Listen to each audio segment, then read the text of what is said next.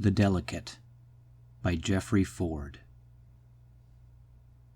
The delicate is pale, limbs pipe-cleaner thin, with a head as shiny hard as beetle-back.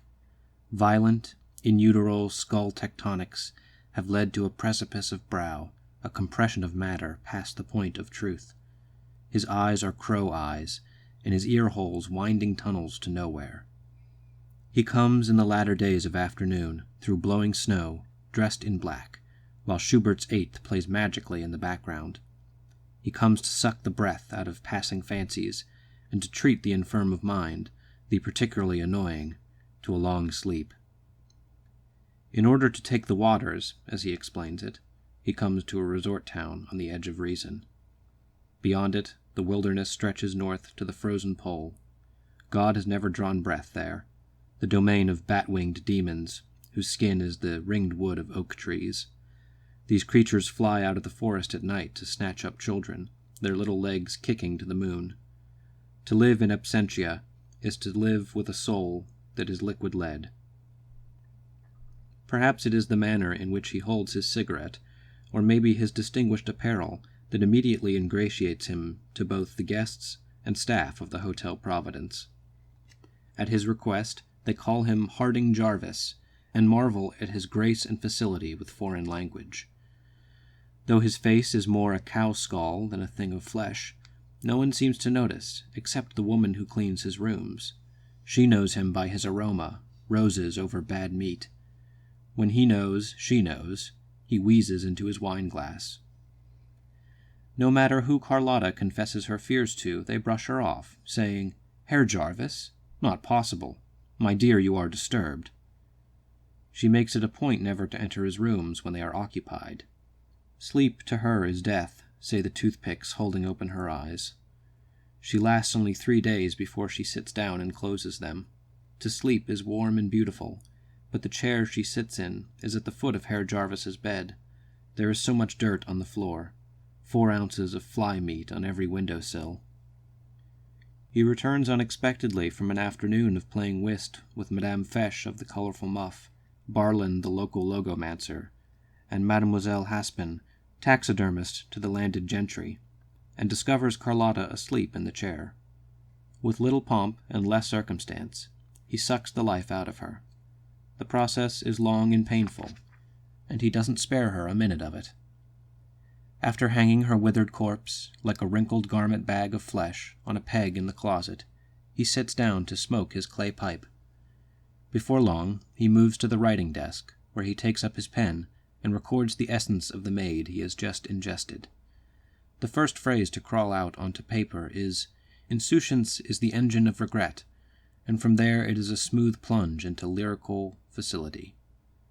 At first he thought it was the crab soufflé he had for lunch, but then he realized, too late, that something in Carlotta's blood was causing a strange transformation in him. With a popping of bone, a stretch of incisors, a whisper growth of fur, and the shrinking of skin, he stoops to become a dog. His last oath is excremental before his words give way to growling. The inhabitants of Absentia mention to each other the clever little hound that now wanders the streets looking for scraps. One boy tells how he heard it cry human, and the men who mind Mount Alfarabi are amused when the beast tries to have its way with a lady's shin bone outside the beer hall. Meanwhile, everybody who is anybody is seeking out Herr Jarvis for a ride in the car, a game of tennis, a cocktail party. Pharsalus, the hunter, comes in from the wilderness with furs to sell and wild turkey feathers in his hat. With the money he makes, he goes directly to the beer hall and drinks many mugs.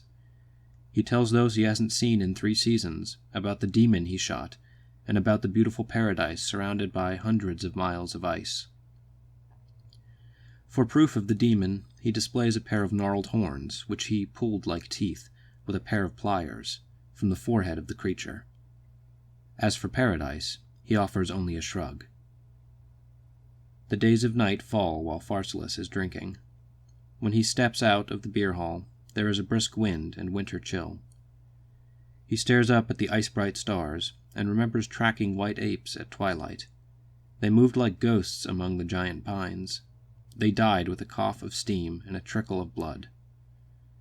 When his memory clears, Pharsalus notices a dog sitting in the street in front of him.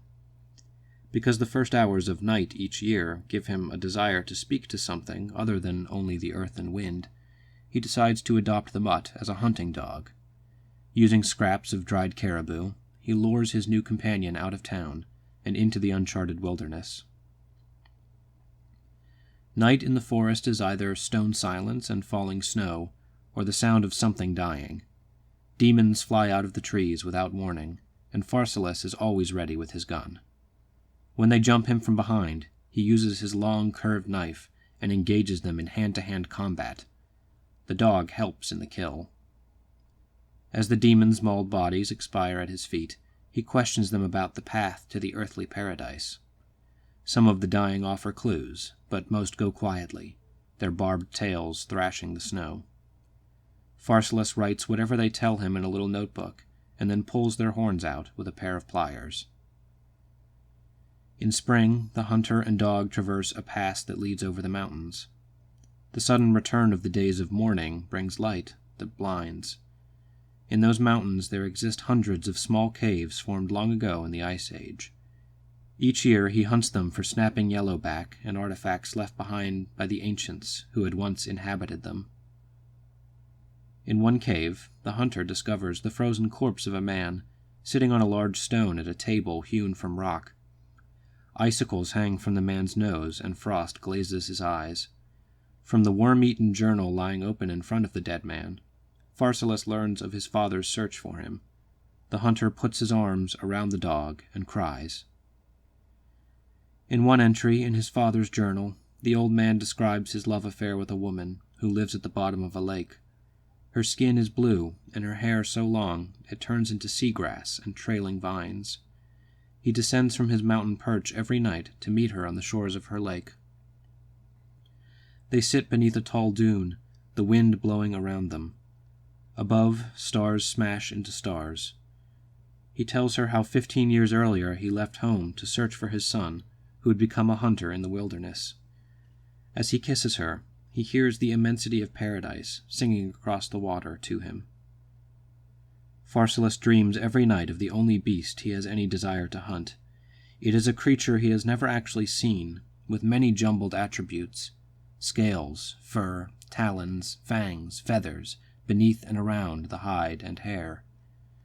Every night it comes vividly to him and fills him with longing to hunt it. In the dream, he always hears it flying. There is a struggle, and it bites him like a snake in the heel. He always awakens wondering if the bird part is rooster.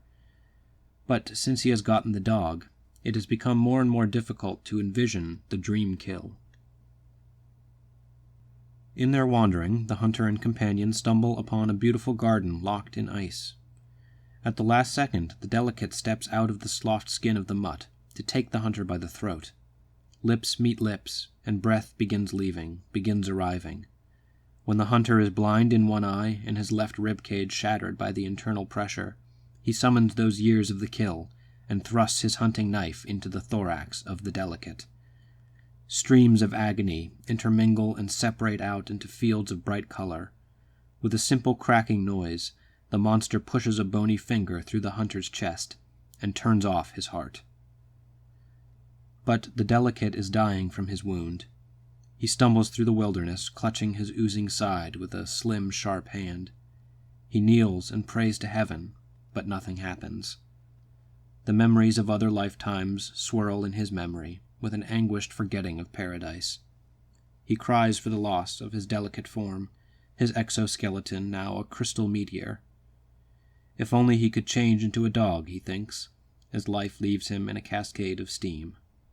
With little conviction, he sucks it back up as it goes. In no time, he's good as new. Back in the town of Absentia, in the very room of the Hotel Providence where he took Carlotta, he's now taking them 2 at a time. The empty husks of life pile up like fresh-cut bales of tobacco in his closet. Men catch their wives sneaking to his door. Wives catch their husbands at some shadowy rendezvous with him, and he takes them both as quick as you please. He takes the Contessa from behind as she leans over to adjust her corset. Her piles of hair almost save her, but in the end she is as easy to draw the life out of as is Master Clay, or the mayor, or Madame Silwert, or the Grosting twins. Someone notices the population of the town dwindling at an alarming rate and wires for the government to send troops before the delegate can snip the telegraph line with his incisors. When the army arrives and surrounds the town, he is huffing as if taking snuff, the last few morsels of Mrs. Fleacock's. He realizes too late that she has long since gone bad as a soft melon, even though she keeps right on talking till the end. Her pointless words infect him with flexus medocarsis, and he slowly begins to disintegrate. In his final hour, he stands upon the balcony of the mayor's house, staring out over the wilderness, playing the violin until his fingers turn to salt and the instrument falls to the floor. The soldiers break into Absentia, machine guns blurting out death, air cover dropping flames as if the clouds were on fire. They find the delegate, a sorry, prodigious pile of cigarette ash. Mrs. Fleacock's is lost between life and death, and they call for a specialist to administer the needle to the base of her spine. They collect the creature into a plastic bag and freeze-dry him.